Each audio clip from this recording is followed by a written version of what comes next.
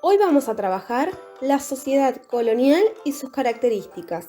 La sociedad colonial era muy compleja y estaba dividida en grupos, definidos según el origen de las personas y el color de su piel. Los europeos y sus descendientes, llamados blancos, los integrantes de los pueblos originarios de América llamados indios y los de origen africano llamados negros, eran los tres grupos principales. Existían además las castas, que se formaban cuando un hombre y una mujer de diferentes grupos tenían un hijo. Estas estaban formadas por los mestizos, los mulatos y los zambos. Los mestizos eran los hijos de los blancos e indios.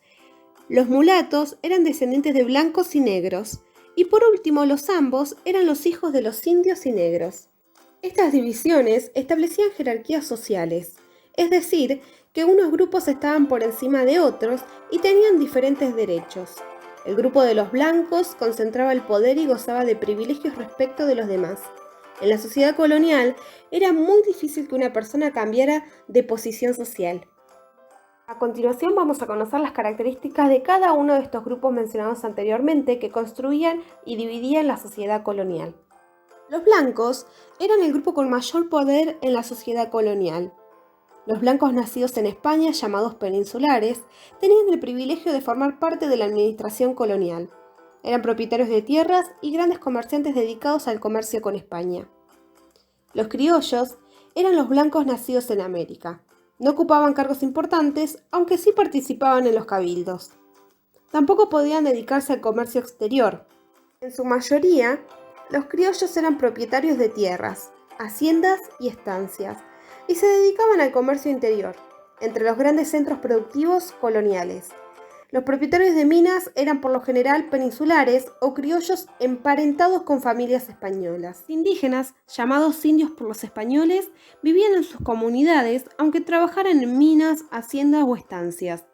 Si bien eran considerados personas libres, no podían dejar la región donde vivían sin permiso de las autoridades coloniales y estaban obligados a trabajar mediante el sistema de mita y a pagar tributos, impuestos en dinero, en productos o en trabajo, a la corona y el diezmo a la Iglesia Católica, que era del 10% de los ingresos obtenidos del trabajo que realizaban. Los negros eran las personas esclavizadas traídas de África y sus descendientes.